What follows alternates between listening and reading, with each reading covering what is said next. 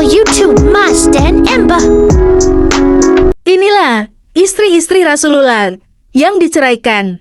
Banyak perempuan yang mendamba-dambakan untuk menjadi istri Rasulullah Sallallahu Alaihi Wasallam. Beberapa bahkan menghibahkan dirinya untuk Nabi Sallallahu Alaihi Wasallam.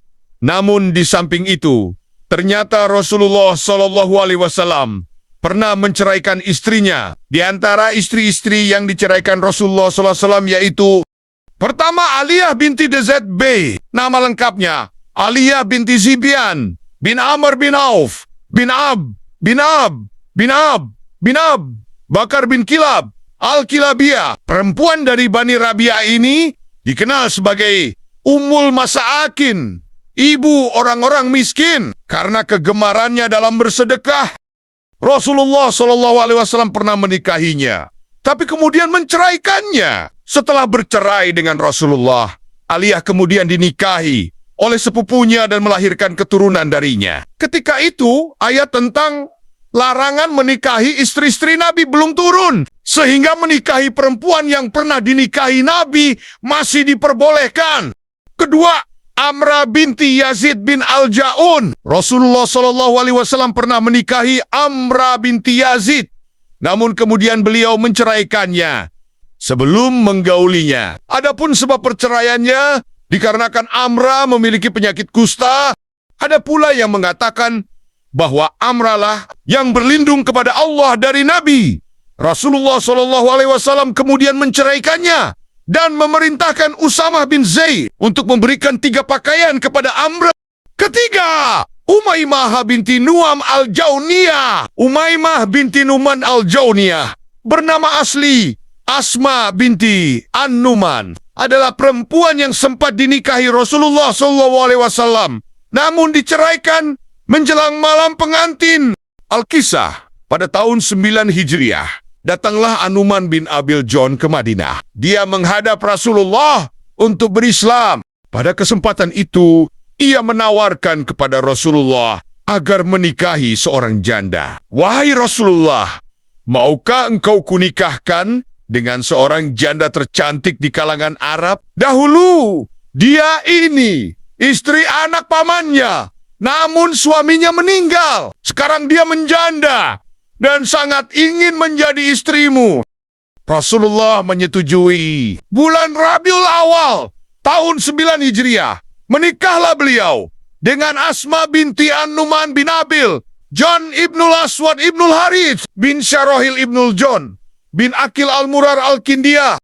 Waktu itu, Asma masih ada di kampungnya, jauh dari Madinah. Rasulullah Shallallahu Alaihi Wasallam menyerahkan mahar sebesar 12/1/4 uqiyah. Wahai Rasulullah, jangan kau berikan mahar yang terlampau sedikit kepadanya, pinta An-Numan. Aku tak pernah memberikan mahar kepada satu pun dari istriku lebih dari itu. Dan aku juga tak akan meminta mahar untuk putri-putriku lebih dari itu, jawab Rasulullah. An-Numan pun menyetujui. Setelah itu dia mengatakan, wahai Rasulullah, utuslah orang untuk menemui istrimu dan membawanya kemari. Nanti aku akan menyertai utusanmu itu. Rasulullah mengutus Abu Husaid Az-Zaidi disertai An-Numan bin Abil John.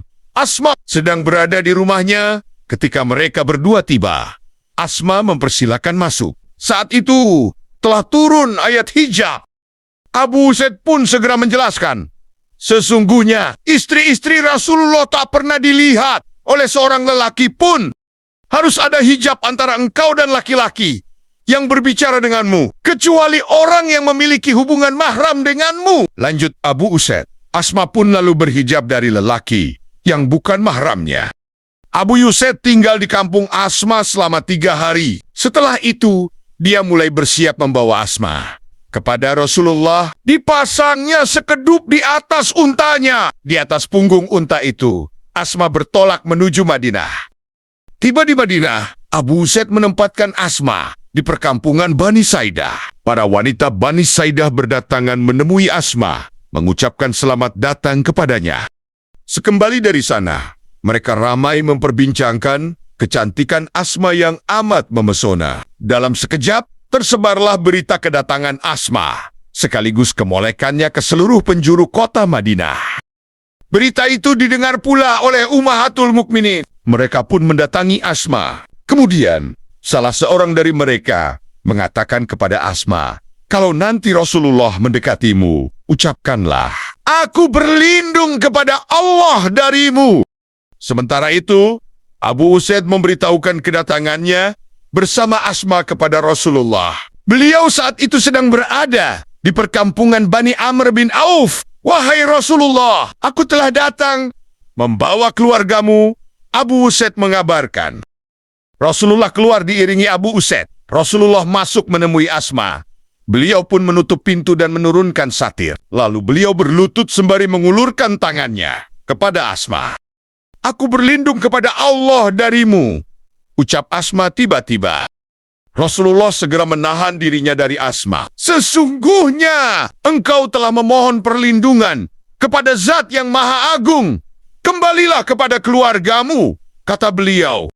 Beliau keluar kembali menemui Abu Usaid. "Wahai Abu Usaid, bawalah dia kembali kepada keluarganya. Berikan kepadanya 2 helai pakaian katun. Kembalilah Asma bintu An-Numan ke tengah keluarganya. Karena penyesalannya, ia selalu menyebut dirinya Asisyakiyah, wanita yang celaka." Al-Hafiz Ibnu Hajar Al-Asqalani dalam bukunya berjudul Al-Isyabah menyebut manakala Rasulullah mengetahui apa yang membuat Asma mengatakan ucapan itu, beliau mengatakan, "Mereka itu seperti wanita-wanita yang ada di masa Yusuf, tipu daya. Mereka amatlah besar." Ketetapan takdir memang telah mendahului bahwa Asma tidaklah termasuk dalam deretan Ummahatul Mukminin. Dalam riwayat lainnya disebutkan dalam kitab Al-Isyabah fi Tamyiz Asyab bahwa ada perbedaan pendapat mengenai sebab perceraiannya dengan Rasulullah.